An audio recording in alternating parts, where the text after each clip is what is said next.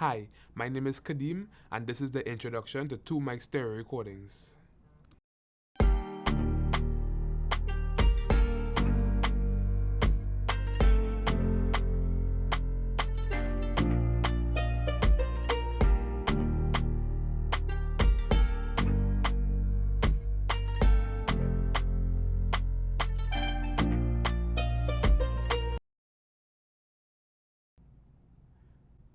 Right, relax yourself.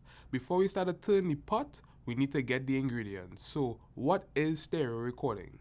Stereo recording is recording onto 2 separate channels, one for the left sound source and one for the right sound source. These 2 channels are completely independent of each other, allowing you to record a very dynamic performance. Where there's a yin, there's a yang. The next recording style available to us is called mono recording. In mono recording, we're recording onto 1 channel input. There are no separate 2 channels for right input and left input.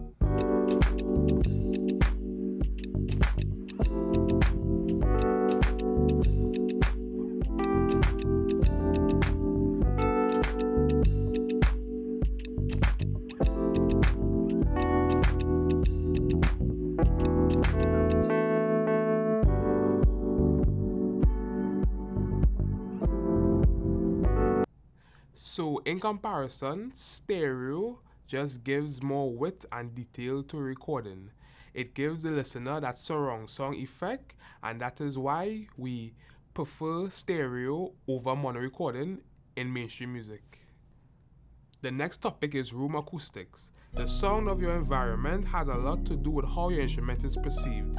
If you want a grand piano sound, you may want to record in a large room as they have more reflections. If you want a punchy, dense kick drum, you may want to record in a small room with less reflections. Stereo microphone techniques fall into 2 categories: coincident and non-coincident types. In the coincident type, the microphone capsules are aligned closely as possible in physical space.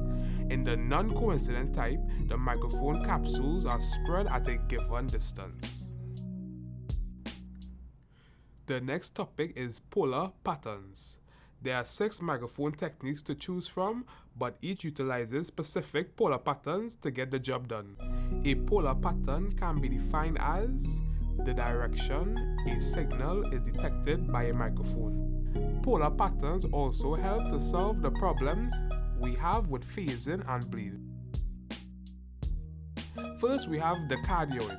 With this polar pattern, the mic is more sensitive to sound coming from the front and rejects sound coming from the sides and rear of the microphone.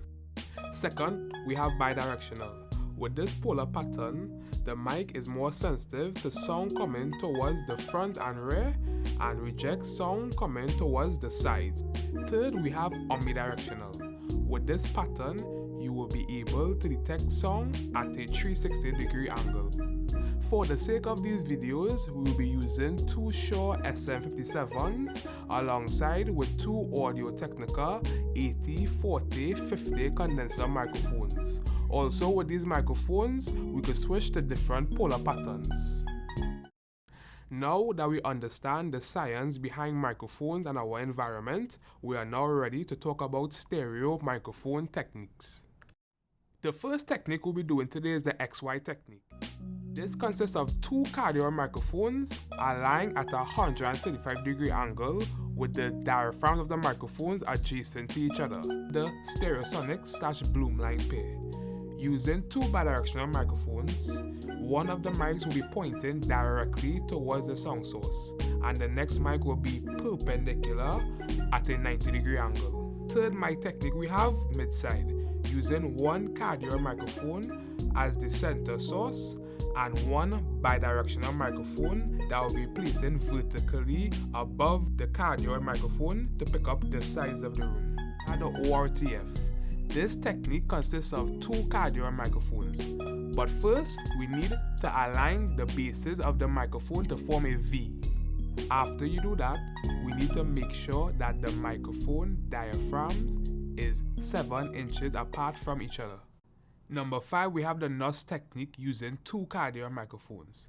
It is similar to the ORTF, but instead of 7 inches apart, for this technique, the diaphragm of the microphones need to be at least 12 inches apart. Number 6, we have the space pair. Using 2 cardioid or omnidirectional microphones, this technique is mostly used when you want to capture a lot of instruments in a room. To do this technique, we place 2 microphones 3 to 10 feet apart from each other, pointing directly towards the sound source.